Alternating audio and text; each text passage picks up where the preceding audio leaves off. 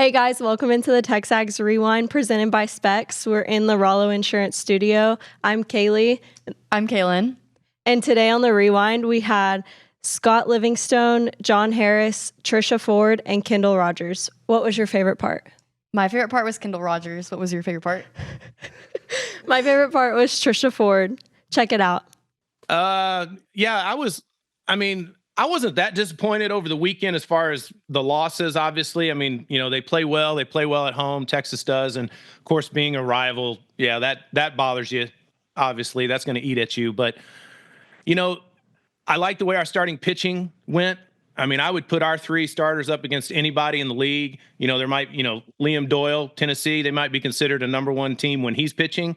But, other than that, I kind of you can look at all the numbers and analytics and stuff, and to me, it's an eye test for me. I watch the hitters, I watch the pitchers, I see how they're pitching, see how they're throwing, see how they're hitting and taking approaches like that.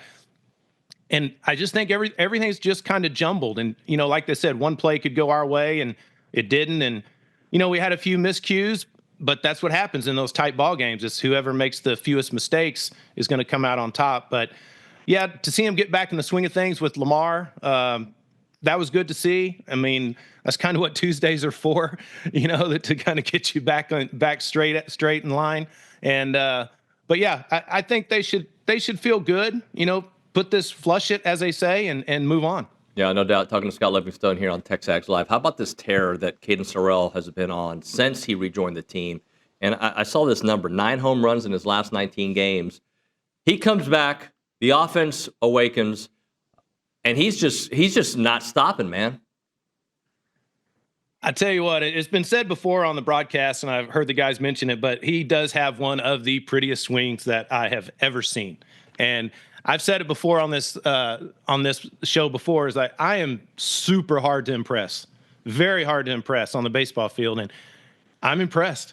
I mean, this kid can do it all, and just to see his calmness at the plate, his approach at the plate, and fortunately, I think I'm going to have him on tonight for the podcast, so I'm looking forward to talking hitting with him. But, just what he's injected into that lineup, I think, has just been incredible. And moving him up to the 3-hole, I mean, I like that. I see the idea of putting him up there to get him to hit sooner or in the first inning. But, I mean, I wouldn't be opposed to, like I said before, hitting him leadoff or hitting him second, because he may get 5 at-bats in a game instead of just 4. And so it's a situation where, I mean, he's on fire. He's on a tear. You got to take advantage of it. And I really enjoy watching him play. Was it surprising that he fell to you based on some of the intel, not necessarily the talent, but some of the behind-the-scenes things that were reported afterwards? I've been in an NFL building, and I know it's only been one NFL building, but I've gotten to know people around the league in a lot of different capacities. I know people in scouting departments around the league. I know how this league is. And the teams just ask you to do one thing, and that's, treat the process, positively. I felt like, Will Levis was a guy that I remember him coming out, and I was really torn, because I was like, he's inconsistent. I don't like him. But he went into the interview process and he appreciated it. And he was positive about it. He did his homework. He did what he was supposed to do. And he ended up being a second rounder. If Will Levis had shown his backside, Will Levis would have been a 5th rounder too. It's all about how you approach the process. And if you walk in there entitled, thinking that you know what the process is, well, you're going to tank this interview because you don't want to go to this team, whatever the case might be, you're going to have a situation like Shedeur Sanders happen to you. And look, everybody's talked about, well, Eli Manning and Archie Manning did this. Yeah, and the Mannings took hell for it. They caught a lot of hell back in 2004, but a lot of people don't want to make it that way. Look, I said this on the draft show, and I believe this. Helicopter dad Deion Sanders failed his son badly. Very, very badly. He didn't get him an agent. He didn't get him the people around him to tell him the truth. And I think that's been part of the problem with Shedeur, is that when Shedeur didn't want to hear the truth from Sean Lewis, the OC at Colorado, Shedeur walked to Daddy and Daddy fired him. And that's kind of been the way that Shedeur Sanders has been around has done in Colorado. When Shedeur got sacked a bunch of times at Nebraska, and he was asked in the press conference, well, you know what happened? What did Shedeur do? He pointed a finger at Dylan Raiola and said, well, he had time to throw.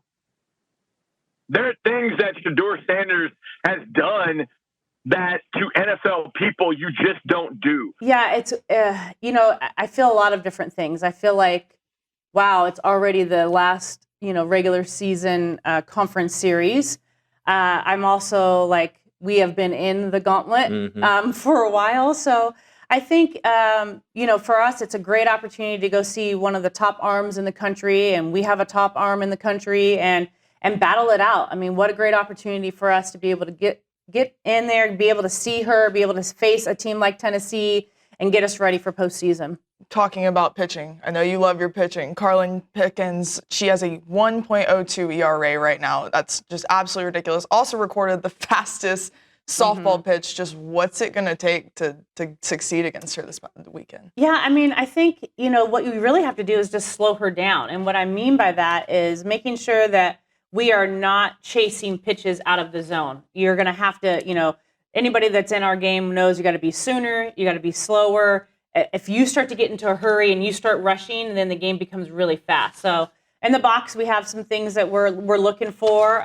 We have to play clean defense. And then, I think from their perspective, offensively, there's some things that we can exploit. So, we just have to go out and play our game and play it hard. And, I think we've got a really good chance, Pickens, everybody has lost at this point in time. We lost this past weekend, but, it's not like she's not been beatable. She's got beat a couple of times this last week, and it's important for us to go out there and really make it hard for her. Got a chance to win the SEC, but I know you want to take care of business. You can't worry about what somebody else does, but how do you balance the mindset of the players? Yeah, we don't talk about it. Yeah, we are very much on how do we beat Tennessee. I'm sure, they talk about it amongst themselves. Their parents do, their fans, family. But for us, it's really about business, right? Like we're leaving today. We're going to get on the plane. We're going to go have practice. This is our plan of attack. And we got to play Aggie softball. At the end of the day, it doesn't really matter where we're at if we don't play Aggie softball. Right. Let's talk about some scenarios that could play out this weekend to keep them where they are, or maybe even potentially move up in some seedings.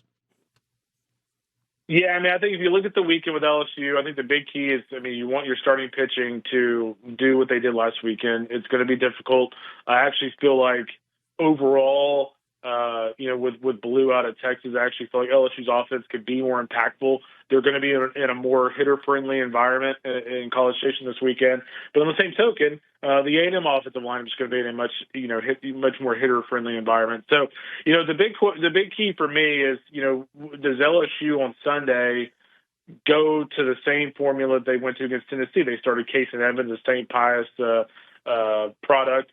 As their starter on Sunday, is a guy that spent much of the year as a freshman in the back of the bullpen as a really good reliever. But they started him. He had one bad inning, but after that, he was excellent. And so, if they start Evans, I think the big key for A&M will be get into the LSU bullpen, because that Cowan's a really good reliever. But, outside of Cowan, there is not a reliable arm back there on a consistent basis. So getting into the LSU bullpen is going to be the key for A&M.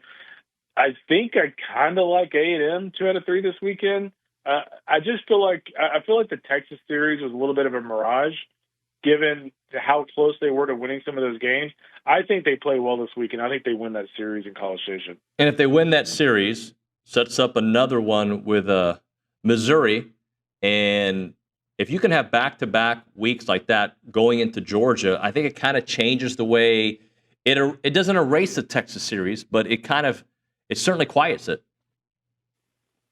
Yeah, I think the biggest thing, if you're A&M, number one, from a postseason standpoint, if you win the LSU series, you're in the tournament. I think you go in the final 2 weekends. If they lose 2 out of 3 to Missouri, they don't deserve to be in the tournament. So I'm just going to go ahead and assume they sweep Missouri. But if you win both of those series, you're in a really good spot going to the final weekend. And I think for A&M too, again, the goal for this team should be getting back to Omaha. I get it, first-year coach, things like that, but the expectation with this talent, this team, is still Omaha. And I think as you look at the broader picture here, which is your expectations and your goals, I think the big key this weekend will be, what is your batting average of runners in scoring position this weekend versus last weekend in Austin? I think that's going to be the big point of emphasis if you're Mike Early and Caleb Longley with that offense. Make sure to like, comment, and subscribe. And go comment y'all's favorite Bluebell flavor. Thanks for watching.